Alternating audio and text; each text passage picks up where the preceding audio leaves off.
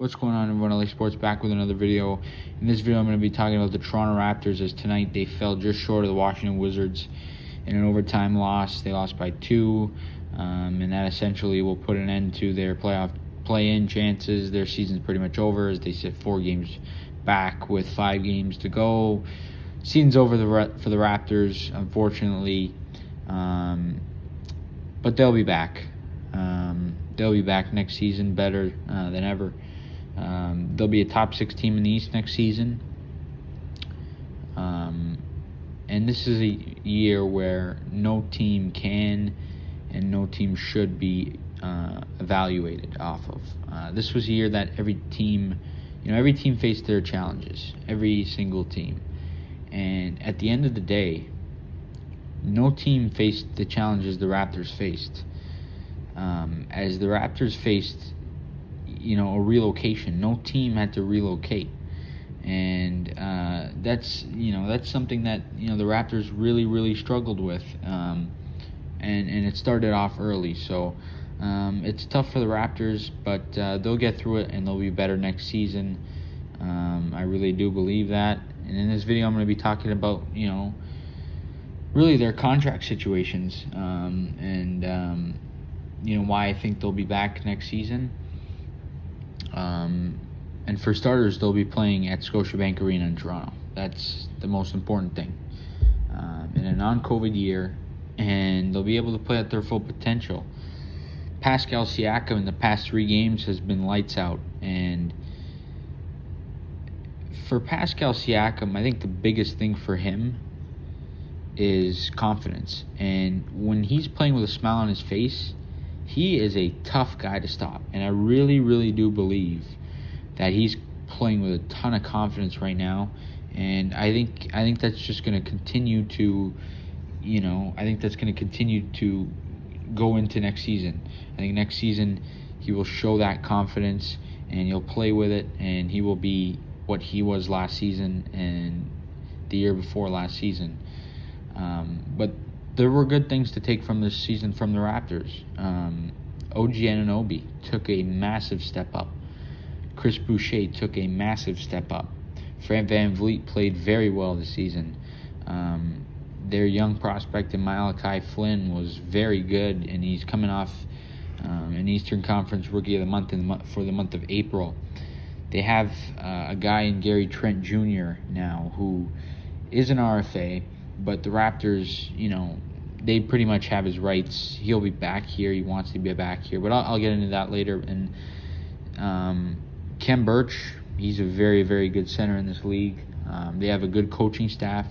They have a good front office. Masai Ujiri's future is uncertain with the Raptors. I made a video on that, but I do believe he will stay. But even if for some reason he does go, the Raptors are set up fine. They're set up well. And some of our free agents this season are Kyle Lowry, of course. He's entering unrestricted free agency. And for me, I think he goes either to Philadelphia or Miami. And if it's not one of those 2 teams, it's the Toronto Raptors. But let me say, Lowry's not just going to walk. It'll be via sign and trade. It works for cap situations for whichever team he ends up with. And it just works better for us. So I think Kyle Lowry, if he's not back with the Raptors, which right now I don't think I would bank on it, I think the Raptors will get something in return. Pascal Siakam is signed through 2023-2024. VanVleet is also signed through 2023-2024, but that final year is a player option, and he wants to be here, frankly. Rodney Hood, he's a guy that's signed through next season at $10.8 million. Maybe the Raptors decide to release him. See what they do with that.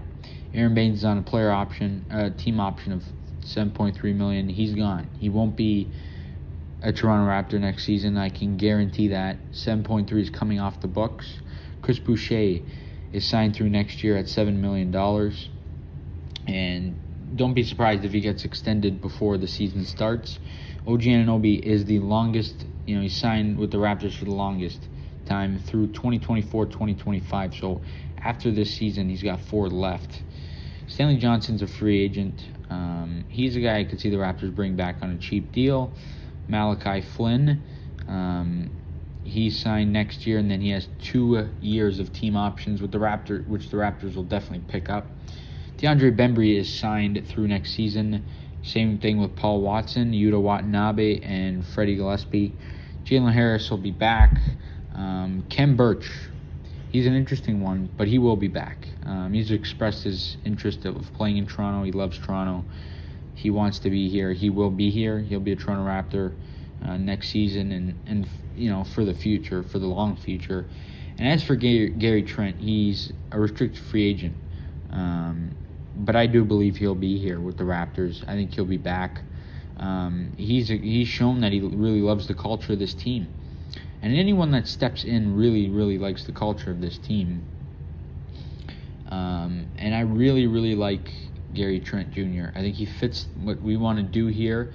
He's still 22 years of age, and I think he'll be back with the Raptors. They'll re-sign him. And I don't think it's going to be for a small, in terms of length, it won't be quick. He'll be here, you'll sign on a 3-4 year deal, which, is very, very good for the Toronto Raptors. Looking at the money, after cutting Aaron Baines, which we all know is going to happen, they will have spent $93 million. And the salary cap this past season was $110 million. I believe luxury tax, you can go a little bit higher. I'm not sure how much higher, but the Raptors did this year have $125 million of cap spent. So the luxury tax, they can go pretty far over. So looking at the Raptors, as for next year, they have $93 million spent already. You got to take into account that Gary Trent Jr. is going to take, I'd say probably about 15 to 20 million of that. So say it's 17 million just for easier numbers, and you sign him through for 17 million a year, which is a pretty reasonable contract, maybe a little less, but that puts the Raptors at $110 million. Kem Birch, I'd imagine he'll be back, probably for $5 million, I'd say. That puts him at $115 million. And then there's a ton of other ways they can move around the money. They could cut a guy like Rodney Hood, who's making $10.8 million. That's a possibility. And bring back Kyle Lowry. There's a ton of things the Raptors can do. I'm not going to get into that. I'll probably have another video on that. But sorry I went on for so long, guys. But I think basically the Toronto Raptors will be back. Next season, they'll be fine. They'll be playing at Scotiabank Arena. They'll be playing with fans in the building. They'll be playing with a ton of confidence. They're coached very well by Nick Nurse. And this team will be just fine. They're going to be a very, very good team next season. Top 6 in the Eastern Conference.